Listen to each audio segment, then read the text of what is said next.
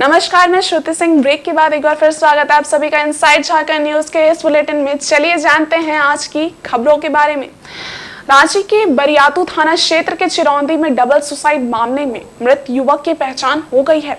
युवक का नाम रुपेश है, जो बिहार के छपरा का रहने वाला था, जबकि युवती की पहचान नहीं हो पाई है। पुलिस पूरे मामले की छानबीन कर रही है। पुलिस के आरंभिक अनुसंधान में पता चला है कि दोनों मृतक युवक व युवती एक ही कंपनी एसोटेक में काम करते थे। प्रथम दृष्टया पुलिस का मानना है कि युवक द्वारा आत्महत्या किए जाने की ज्यादा संभावना है, क्योंकि युवक का शव फंदे से लटका मिला है, लेकिन युवती का शव जिस तरह से मिला है उसमें अनुसंधान के बाद ही पता चल पाएगा कि युवती की हत्या हुई है या उसने आत्महत्या किया है। पोस्टमार्टम की रिपोर्ट की भी अहम भूमिका होगी। पोस्टमार्टम की रिपोर्ट आने के बाद उनकी मौत के कारणों का सही पता चल पाएगा। अनुसंधान में हम लोग का अभी हुई है, उस प्राथमिक अनुसंधान में ये पता चला है कि एसोटेक नामक कंपनी में ये दोनों काम करते थे और मृतक का जो नाम है वो एक रुपेश है और दूसरा अन्नू नाम है। ये दोनों एक दूसरे के साथ में पहले भी एक ही कंपनी में काम करते थे और क्योंकि ये जो अन्नू है वो इस घर में अपना एक किराए में रहती थी और अभी जो है इनके डेड बॉडी जो हम लोग को प्राप्त हुआ है। अभी अनुसंधान के सभी तकनीकी पहलू के साथ में हम लोग आगे अनुसंधान कर रहे हैं। अनुसंधान के बाद में हम लोग को ये क्लियर हो पाएगा इनकी मृत्यु के कारण क्या है। वहीं झारखंड उच्च न्यायालय में झारखंड विधानसभा नियुक्ति के मामले में दायर जनहित याचिका पर न्यायमूर्ति की अध्यक्षता वाली खंडपीठ में सुनवाई हुई। आज की सुनवाई अधूरी रही। मामले की अगली सुनवाई 9 नवंबर को निर्धारित की गई है। विधानसभा की ओर से उपस्थित वरीय अधिवक्ता धीरज कुमार ने बताया कि इस मामले में की सुनवाई मुख्य न्यायाधीश न्यायमूर्ति संजय कुमार मिश्र और न्यायमूर्ति आनंद सेन की खंडपीठ कर रही है। अधिवक्ता ने बताया कि विधानसभा नियुक्ति घोटाले की जांच कर रही न्यायाधीश विक्रमादित्य प्रसाद कमेटी की रिपोर्ट अभी तक प्राप्त नहीं हो पाई है, इसीलिए इसकी सुनवाई की अगली तारीख तय की जाए। इस कारण मामले की अगली सुनवाई की तारीख 9 नवंबर निर्धारित की गई है। इस मामले की विस्तृत सुनवाई 9 नवंबर को की जाएगी।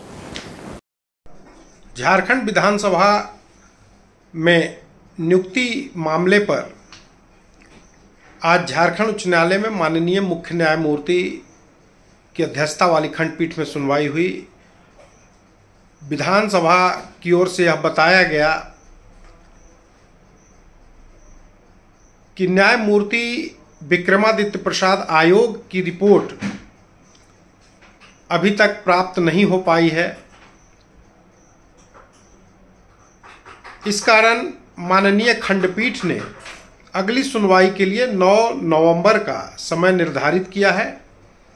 इस मामले की विस्तृत सुनवाई 9 नवंबर को की जाएगी। वहीं दुर्गा पूजा के मद्देनजर अवैध शराब के कारोबार को लेकर उत्पाद विभाग पूरी तरह सचेत है। इसे लेकर एक टीम गठित की गई है जो अवैध और मिलावटी शराब के कारोबार पर अंकुश लगाए जाने का कार्य करेगी। जमशेदपुर में शराब के शौकीनों की संख्या काफी ज्यादा है। ऐसे में शराब माफियाओं द्वारा अवैध शराब की बिक्री धड़ल्ले से की जाती है, जो ज्यादातर मिलावटी होने की वजह से उसे पीना जान को जोखिम में डालने जैसा है। वैसे तो जमशेदपुर उत्पाद विभाग द्वारा निरंतर अवैध शराब अड्डे और निर्माण स्थलों पर छापेमारी कर कार्रवाई की जाती है। बावजूद इस पर पूर्ण रूप से अंकुश लगाने में सफलता नहीं मिल पाई है। अब दुर्गा पूजा नजदीक है, जिसे लेकर इन अवैध कारोबारियों के खिलाफ उत्पाद विभाग जमशेदपुर पूरी तरह से सचेत है, जिसे लेकर सहायक उत्पाद आयुक्त रामलीला रवानी ने बताया कि अक्सर पर्व त्योहारों के दौरान अवैध कारोबारी अपना कारोबार बढ़ाने में लग जाते हैं, जिस पर अंकुश लगाने के लिए एक टीम गठित की गई है। उन्होंने ये भी कहा कि सरकारी देसी और अंग्रेजी शराब दुकान में भी बिचौलियों की मदद से मिलावटी शराब बिक्री करने की शिकायत आ रही है, उन पर भी कार्रवाई की जा रही है। पिछले दिनों विद्यापति नगर में की गई छापेमारी में दोषी 2 लोगों को जेल भी भेजा जा चुका है। आगे भी इस तरह की कार्रवाई जारी रहेगी। 2 टीम बनाए हैं, दोनों निरीक्षक उत्पाद के उनके पर्यवेक्षण में।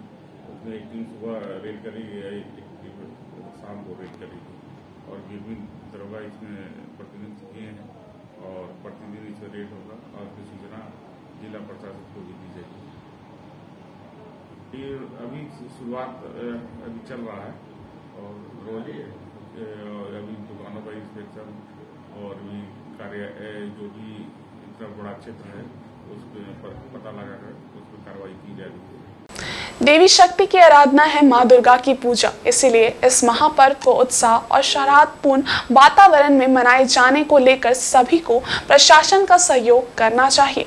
ये बातें विधायक से दुर्गा पूजा केंद्रीय कमेटी के अध्यक्ष सुखराम उरांव ने गुरुवार को चक्रधरपुर नगर परिषद विवाह भवन में आयोजित चक्रधरपुर अनुमंडल प्रशासन की बैठक में कही। ये बैठक दुर्गा पूजा महोत्सव और विधि व्यवस्था की समीक्षा को लेकर आयोजित की गई थी।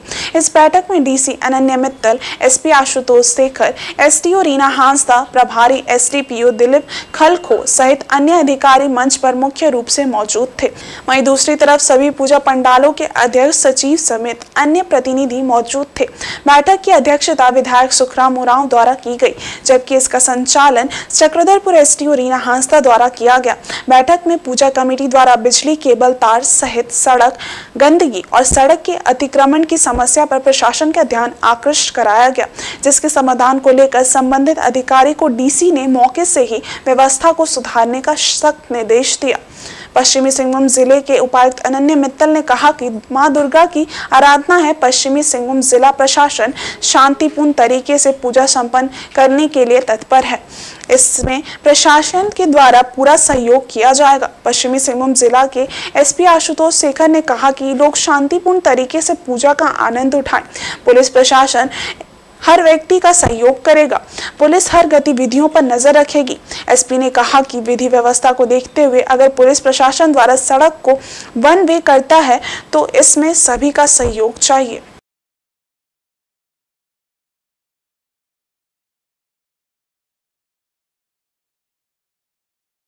वहीं जिला मुख्यालय सरायकेला स्थित राजकीय छाऊ नृत्य कला केंद्र में गुरुवार को सरायकेला खरसावां एवं मानभूम शैली छाऊ कलाकारों के प्रशिक्षण को लेकर चयन शिविर लगाया गया, जिसमें प्रतिभा के आधार पर कलाकारों का चयन भी किया गया। चयन शिविर में सभी शैली छाऊ नृत्य के लिए जूनियर एवं सीनियर वर्ग में 10-10 कलाकार यानी कुल मिलाकर 60 कलाकारों का चयन किया गया है। इसके अलावे शहनाई एवं ढोल वादक तथा रिपोर्टरी ग्रुप के लिए सदस्यों का चयन किया गया है। कोरोना के प्रसार के कारण पिछले 3 वर्षों से प्रशिक्षण के लिए कलाकारों का चयन नहीं हो पाया था, परंतु इस बार राज्य सरकार द्वारा चयन शिविर लगाकर कलाकारों का चयन करने के लिए अनुमति प्रदान की गई है। चयन शिविर में प्रत्येक कलाकारों को मात्र 5 मिनट का समय दिया गया, जिसमें कलाकारों द्वारा निर्णायक कमेटी के समक्ष अपनी प्रतिभा का प्रदर्शन किया गया। कला केंद्र के पूर्व निदेशक तपन कुमार पटनायक ने कहा कि कोरोना के कारण पिछले 3 सालों से कलाकारों का चयन नहीं हो पाया था, परंतु अब कलाकारों का चयन किया जा रहा है। कलाकारों को प्रशिक्षण के साथ साथ अलग अलग क्षेत्र में मंच भी प्रदान किया जाएगा। प्रशिक्षु कलाकारों को विभाग की ओर से मासिक स्टाइपेंड भी दी जाएगी। निर्णायक कमेटी में पद्मश्री शशधर आचार्य को रखा गया है। उन्होंने इस कार्यक्रम को लेकर सरकार को धन्यवाद दिया है तथा कहा है कि इससे कलाकारों का हौसला बढ़ेगा। कला शैली, खरसावां शैली और मानभूम शैली के जो ढोल वादक हैं, शहनाई वादक हैं, बांसुरी वादक हैं या नृत्य प्रशिक्षणार्थी हैं और जो प्रशिक्षक भी सिखाएंगे, उनका एक चयन प्रक्रिया चल रही है। कोविड के बाद, कोविड में कोरोना में नहीं हुआ था, तो राजकीय छाऊ नृत्य कला केंद्र ने आरम्भ किया है। इन बच्चों को अनुशंसा की जाएगी और अनुशंसा के पश्चात ये बच्चे ट्रेनिंग भी लेंगे और उन्हें कुछ मानदेय प्रोत्साहन राशि स्टाइपेंड भी मिलेगी। इसलिए 8 तारीख चुना गया है और तारीख को सभी शैली के सरायकेला खरसावां और मानभूम शैली के कलाकारों को चयन की जा रही है। और उधर पोटका प्रखंड के शौहदा पंचायत अंतर्गत बांसीला के ग्राम प्रधान द्वारा किसी भी सरकारी दस्तावेज पर साइन नहीं किए जाने से ग्रामीणों को काफी दिक्कतों का सामना करना पड़ रहा है। ग्रामीणों ने उनकी जगह दूसरे को ग्राम प्रधान बनाने की मांग को लेकर पोटका प्रखंड कार्यालय के सामने प्रदर्शन किया। ग्रामीणों का कहना है कि ग्राम प्रधान जरूरियात कागजातों पर दस्तखत नहीं करते हैं, कहते हैं ना हस्ताक्षर करेंगे ना ही मुहर लगाएंगे, जिसकी वजह से ग्रामीण स्तर के कई कार्य पेंडिंग पड़ जाते हैं। ग्राम प्रधान के रवैये से नाराज होकर ग्रामीणों ने एक ग्राम सभा का आयोजन किया और नए ग्राम प्रधान के रूप में सुखदेव राय का चुनाव कर प्रखंड कार्यालय पहुंच गए। वे लोग अंचलाधिकारी से नए ग्राम प्रधान को मान्यता देने तथा कार्य करने की अनुमति देने की मांग को लेकर पत्र सौंपा और प्रदर्शन किया। सुखदेव चंद्र राय और मेरा गांव में जो ग्राम प्रधान है और हम लोग का कोई भी कागजात पर हस्ताक्षर नहीं कर रहा है। इसका कारण है कि हम लोग कुछ पूजा में शामिल नहीं हुए, जाहिर थान की पूजा में, जिसके चलते हस्ताक्षर नहीं कर रहा है। गांव वाले बहुत प्रेस करके मेरे को ग्राम प्रधान चुना और आज हम लोग सीओ से मिलने आए थे कि हम लोग को स्वीकृति मिले, हम लोग का काम के लिए कोई असुविधा न रहे। अच्छा, कुछ दिए हैं सीओ साहब? कागजात दिए हैं लिखित, उसका रिसीव कॉपी पे हम लोग मिल गया है। ठीक। और इधर आदित्यपुर पहुंचे सरायकेला खरसावां पुलिस अधीक्षक डॉक्टर विमल कुमार ने कहा कि दुर्गा पूजा को शांति और सौहार्दपूर्ण वातावरण में आयोजन की पुलिस ने पूरी तैयारी कर ली है। पूजा को लेकर गूगल मीट के माध्यम से थानेदारों के साथ बैठक की गई है, जिसमें पूजा पंडालों के भौतिक सत्यापन की जानकारी ली गई। सभी पूजा पंडालों को पंडाल के अंदर और बाहर सीसीटीवी कैमरे लगाने का निर्देश दिया गया है, ताकि शरारती तत्वों अथवा हुड़दंगियों की पहचान की जा सके। इसके अलावा मुख्यालय से मिले दिशा निर्देशों को अमल करने का आदेश दिया गया है। एसपी गुरुवार को आदित्यपुर के जियाडा स्थित एसपी कैंप कार्यालय में लोगों से मिले। पत्रकारों से बातचीत के क्रम में पुलिस अधीक्षक ने कहा कि दुर्गा पूजा को लेकर जिले भर के थाना क्षेत्रों में हुड़दंगियों को चिन्हित कर 107 की कार्रवाई की जा रही है। अवैध शराब के खिलाफ सख्ती से कार्रवाई के निर्देश दिए गए हैं। वहीं जमानत पर जेल से बाहर आए बदमाशों की गतिविधि पर पैनी नजर रखी जा रही है। कुछ अपराधियों को सूचीबद्ध कर तड़ी पार करने की कार्रवाई की जा रही है। दुर्गा पूजा के दौरान चेन छिनतई करने वाले बदमाशों की धरपकड़ को लेकर सिविल ड्रेस में पुलिस बल तैनात रहेंगे। पूजा के क्रम में महिला पेट्रोलिंग की टीम महिला सुरक्षा को लेकर तैनात रहेंगी। एसपी ने कहा कि आदित्यपुर समेत जिले के तमाम जगहों पर रेस बाइकर्स वालों के खिलाफ कार्रवाई के निर्देश दिए गए हैं। साइलेंसर में पटाखे जैसी आवाज निकाली जाने वाली बाइकों को सीज कर फाइन करने का निर्देश ट्रैफिक थाना प्रभारी की दिया गया है। एसपी ने कहा कि पूजा के दौरान प्रशासन द्वारा तय मानकों के अनुसार ही डीजे बजेंगे। इसको लेकर पूजा आयोजकों को दिशा निर्देश दिया जा रहा है। एसपी ने कहा कि पूजा के दौरान पर्याप्त संख्या में पुलिस बल तैनात होंगे। इसके अलावा क्यूआरटी टीम सक्रिय रहेगी। पूजा पंडालों में किसी प्रकार की परिस्थिति से निपटने के लिए अग्निशमन विभाग को अलर्ट पर रखा जाएगा, ताकि अविलंब फायर ब्रिगेड की गाड़ी घटनास्थल तक पहुंच जाए। और ये आयडा में जो है वो प्रत्येक बृहस्पतिवार मेरे द्वारा बैठने का निर्णय लिया गया है। यहाँ पे जो भी आम जनता की समस्याएं आती हैं, जो भी यहाँ से दूरी सरायकेला मुख्यालय की ज़्यादा होने के कारण जो वृद्ध हैं, महिलाएँ हैं, उनको जाने में थोड़ी दिक्कत आती है। इसी वजह से यह निर्णय लिया गया है कि प्रत्येक बृहस्पतिवार को आयडा में 12 बजे से जो है वो लोगों की बातों को सुना जाएगा और जो भी समस्याएं आएंगी उनका समाधान करने का प्रयास किया जाएगा। यदि बृहस्पतिवार को किसी कारण से कोई विधि व्यवस्था ड्यूटी के कारण या अन्य विशेष कार्यालय कारण से आने में अगर असमर्थता होती है तो जो भी व्यक्ति अपनी बात को लेकर के आए हैं यहाँ पे रिप्रेजेंटेटिव रहेंगे, उनके माध्यम से वे अपना जो आवेदन है वो यहाँ लेकर के जाएंगे। साथ ही साथ शनिवार को, बृहस्पतिवार को नहीं उपलब्धता रहने पर शनिवार को मेरे द्वारा पुनः जो है यहाँ पर पे लोगों की जो भी बातें हैं उसको सुना जाए। और उधर राजधानी रांची के मोराबादी मैदान जेसीआई द्वारा 12 अक्टूबर से 16 अक्टूबर तक ट्रेड फेयर एक्सपो उत्सव 2023 आयोजित किया जा रहा है। मेले में 300 से अधिक स्टॉल धारकों ने अपना स्टॉल लगाया है, जिसमें मनोरंजन के साथ साथ खान पान की भी व्यवस्था है। कार्यक्रम का उद्घाटन गुरुवार को झारखंड के राज्यपाल सीपी राधाकृष्णन द्वारा किया गया। इस उद्घाटन समारोह में जेसीआई के सभी पदाधिकारी उपस्थित रहे। इस वर्ष ये एक्सपो मेला 26वां संस्करण है। इस एक्सपो मेले का प्रवेश शुल्क 20 रुपए होगा। इस मेले में तकरीबन 39 छोटे स्टार्टअप्स ने अपना स्टॉल लगाया है। वहीं 300 से अधिक स्टॉल धारक अपना स्टॉल लगाए हैं। मेला 11 बजे सुबह से रात्रि 9 बजे तक खुला रहेगा। मेले में मनोरंजन के साथ साथ खान पान के भी स्टॉल लगाए गए हैं। So I do understand it, that has been represented to me.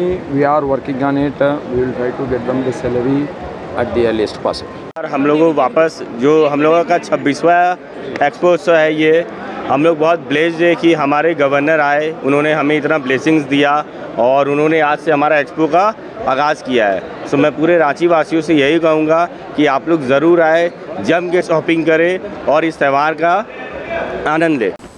वहीं पोटका के नए वीडियो के रूप में अभय कुमार द्विवेदी ने पदभार ग्रहण करते ही कहा कि सरकारी योजनाओं का लाभ अंतिम व्यक्ति तक पहुंचाना मेरा लक्ष्य होगा। साथ ही आवास योजनाओं का लाभ तिरपाल में रह रहे लोगों तक मिले, ये मैं सुनिश्चित करूंगा। नए वीडियो अभय कुमार द्विवेदी ने बुधवार को पोटका में योगदान दिया। नए वीडियो को पूर्व वीडियो निखिल कश्यप ने अपना प्रभार सौंपा। प्रभार ग्रहण करने के उपरांत मुखिया संघ प्रखंड के पदाधिकारियों और कर्मचारियों ने नए वीडियो का स्वागत व पूर्व वीडियो के विदाई समारोह का आयोजन सभागार में किया। इस मौके पर दोनों पदाधिकारियों को शॉल ओढ़ाकर एवं उपहार देकर सम्मानित किया गया। नए वीडियो अभय कुमार द्विवेदी ने मौके पर कहा कि हम सभी मिलकर काम करेंगे और पोटका प्रखंड को आगे बढ़ाएंगे। सरकारी योजना को अंतिम व्यक्ति तक पहुंचाना मेरा प्रथम लक्ष्य होगा। उन्होंने कहा कि पोटका एक बड़ा प्रखंड है। यहाँ मैं कोरोना काल में कार्य कर चुका हूँ। पूर्व वीडियो कश्यप ने सभी मुखिया पदाधिकारियों व कर्मचारियों का आभार करते हुए कहा कि सभी के सहयोग से मैं वीडियो का दायित्व निभाने में सफल रहा। अब सरकार के आदेश पर नए स्थान पर काम करूंगा। कार्यक्रम का संचालन रोजगार सेवक संजय कूस सिंह व धन्यवाद ज्ञापन बीपीआरओ अख्तार हुसैन ने किया। हैं जो समाज के अगुआ लोग हैं, उनसे ये है कि वो सहयोग करें और मार्गदर्शन की भी हमको ज़रूरत पड़ेगी और अपने वरिष्ठ जो भी हमारे पदाधिकारी हैं उनके मार्गदर्शन से और अपने जनप्रतिनिधियों के सहयोग से और अपने जो भी नागरिक हैं, जिसमें हमारे मीडिया के भी बंधु हो जाएं या रोजगार करने वाले लोग हो जाएं, बिजनेसमैन हो जाएं या अपना खेती करने वाले हमारे किसान हो जाएं या पशुपालक हो जाएं, माने जो भी हमारे समाज के निचले से निचले तबके के लोग हैं वो हमारे पास आएँ। मैं भी उनके क्षेत्र में जाऊं, मैं भी देखूं। आखिर मैं उनके लिए ही आया हूं और मैं काम करूं तो सीखूंगा ही और काम करके मुझे आत्मसंतुष्टि भी मिलेगी और बस इससे ज़्यादा भी कुछ भी नहीं। और आरटीआई कार्यकर्ता संघ झारखंड द्वारा करंडी स्थित LBSM कॉलेज के ऑडिटोरियम में आरटीआई दिवस मनाया गया। इस दौरान संघ के प्रतिनिधियों के साथ साथ कॉलेज के प्राचार्य मुख्य रूप से कार्यक्रम में मौजूद थे। कार्यक्रम की शुरुआत दीप प्रज्वलित कर की गई। वहीं आरटीआई कार्यकर्ता संघ के पूर्व कोषाध्यक्ष अनूप कुमार बेहरा के आकस्मिक निधन होने पर शोक व्यक्त किया गया और 1 मिनट का मौन रखकर मृत आत्मा की शांति के लिए प्रार्थना की गई। सभी अतिथियों द्वारा उनकी तस्वीर पर श्रद्धा सुमन अर्पित किया गया। राइट टू इंफॉर्मेशन एक्ट 2005 के तहत आज पूरे देश में लोग अपने हक और अधिकार के लिए लड़ रहे हैं। लोकतंत्र में अपने हक अधिकार को पाने के लिए ये एक शक्तिशाली हथियार है। वर्तमान समय में आरटीआई के कई मामले लंबित हैं, जिससे ये साबित हो रहा है कि सरकार पूरी तरह से सुस्त है। इस संबंध में जानकारी देते हुए संघ के अध्यक्ष दिल बहादुर ने बताया कि आज के दिन राइट टू इंफॉर्मेशन एक्ट 2005 की नींव रखी गई थी। इस दिवस को मनाते हुए सभी उपस्थित शिक्षक संघ के प्रतिनिधि अपने अपने विचार व्यक्त कर रहे हैं। ग्रामीण क्षेत्र में इस कार्यक्रम को मनाने का मुख्य कारण है कि ग्रामीण क्षेत्र की जनता कम से कम अपने हक और अधिकार को समझे और इस कानून के तहत अपना अधिकार पा सके। इनेक्टमेंट डे है, उसको आरटीआई का दिवस के रूप में मनाते हैं। आज ही का दिन जो है ये RTI right to information act 2005 हमारे देश में लागू हुआ और ये लोकतंत्र का सबसे बड़ा हथियार है और हम लोग इसको LBSM कॉलेज में इसलिए किए ताकि यहाँ से ग्रामीण क्षेत्रों के लोगों को, युवाओं को इसकी जानकारी मिल सके। आज पूरे हिंदुस्तान में अगर देखा जाए तो करीबन विभिन्न सूचना आयोगों में 3.5 लाख से ज़्यादा मामले पेंडिंग हैं और केंद्रीय सूचना आयोग में कम से कम 20,000 से ज़्यादा मामले पेंडिंग हैं। हमारे झारखंड में सूचना आयोग ही नहीं है, यहाँ पर कम से कम 16,000 से ज़्यादा मामले पेंडिंग हैं। तो इस स्थिति में हमको लगता है कि सरकार संवेदनशील नहीं है और ये एक ऐसा एक्ट है जिससे अगर सारे लोगों को जानकारी मिल जाए तो भ्रष्टाचार को समाप्त करने और लोकतंत्र को मजबूत करने के लिए ये बहुत बड़ा हथियार होगा। आज के इस बुलेटिन में बस इतना ही। हम कल फिर हाजिर होंगे कुछ और नई खबरों के साथ। तब तक के लिए देखते रहिए इनसाइड झारखंड न्यूज। धन्यवाद।